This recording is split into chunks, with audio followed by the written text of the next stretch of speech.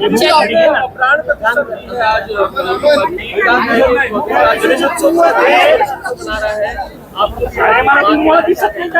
बहुत खुशी है और जैसा मैंने कहा ये मेरा सौभाग्य है कि सिर्फ एक उत्सव का पार्ट होना अलग बात होती है, प्राण प्रतिष्ठा भगवान ने शायद कृपा ही करी है।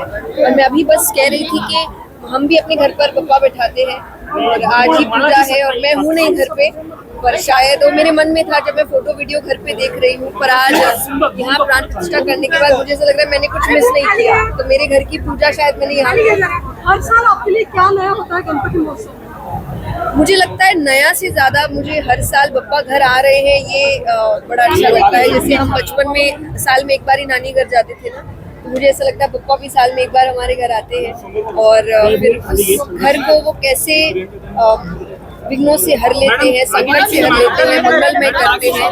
तो यही चीजें मुझे लगता है मुझे उत्साहित करती है हर साल कि जैसे ही 10 दिन पूरे होंगे फिर आपका मन होता है कि अब अगले साल वापस उत्सव कैसे है।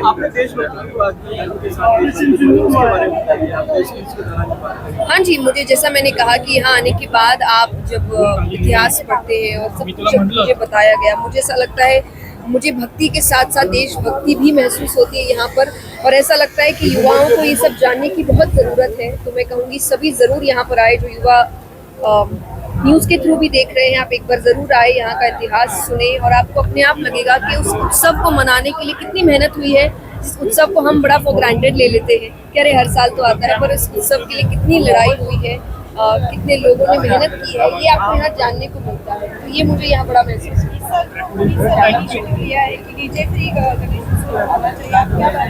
मैंने कल ही उनको इस चीज़ के लिए धन्यवाद किया है कि ये एक्चुअली हम सब सोचते हैं जो भी धार्मिक प्रवक्ता है कि जब आप धर्म में हैं, जब आप संस्कृति में हैं, तो उसको केवल उसी प्रकार रखा जाए। क्योंकि देखिए शुरुआत में तो हम बड़े ही प्रेम से भगवान के भजन चलाते हैं, पर वो जब तक डीजे रहता है उसके बाद मूर्ति रहती है और आगे सब तरीके के गाने चल रहे होते हैं, तो मुझे भी बहुत अजीब लगता है। तो ये एक बहुत सुंदर परिवर्तन है और मुझे लगता है शायद ये सीख लेके हर किसी को करना चाहिए कि आप डीजे मुक्त पंडाल बनाओ। मैं हमेशा देखिए एक ही चीज मांगती हूँ कि मांगा है मैंने आपसे वरदान एक ही, तेरी कृपा बनी रहे जब तक है जिंदगी, बस इतना ही चाहिए मुझे। ओके। ऑपरेशन सिंधु हुआ है, देश के जवानों ने परचम फहरा है, आपने देशभक्ति की बात कही है, जो ज्वार अभी दिख रहा है गणेश उत्सव का वही देशभक्ति का है, इसके बारे में थोड़ा बताइए। नहीं, उसके बारे में यही है कि हम मुझे लगता है कोई भी स्थिति है, कोई भी परिस्थिति है, हम अपने सेना के साथ हैं, हम सेना की सपोर्ट में हैं और सेना जो कर रही है हमारे लिए कर रही है। तो मुझे लगता है इसे सौभाग्य वाली बात नहीं है।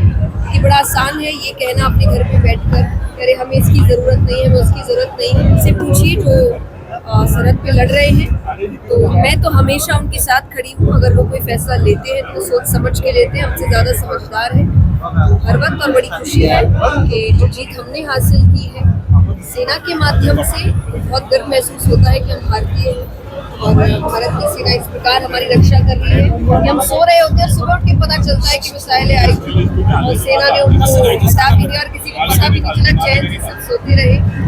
मोदी जी ने स्वदेशी का नारा दिया है, vocal for local, vocal for vocal ऐसा बोला है, तो आप क्या कहेंगे खास करके जो टैरिफ लग रहे हैं अमेरिका से और पाकिस्तान से? ये तो थोड़ा ज्यादा पॉलिटिकल हो गया, इतना मुझे समझ नहीं है, पर अगेन जो आपने कहा लोकल फॉर वोकल, एग्जैक्टली आप अपने लोग, अपना आर्ट, अपना कल्चर, अपने कलाकार, इनको मौका दीजिए। और इनसे ज्यादा कला दुनिया में किसी के पास नहीं है, क्योंकि मैं कथाओं में कहती हूँ कि जब पूरे विश्व में शायद शिक्षा शुरू नहीं हुई थी तब तो भारत में 7,30,000 समथिंग कुछ गुरुकुल थे। शिक्षा यहाँ शुरू हुई है, सब कुछ यही है, इन्वेंशन यहाँ के हैं। वो पैकेजिंग बदल के आपको आपकी चीज़ परोसी जा रही है, तो ना करें, अपनी कला, अपने कलाकार, इनको मौका दें और आप देखिए कि भारत वापस से सोने की चिड़िया बने।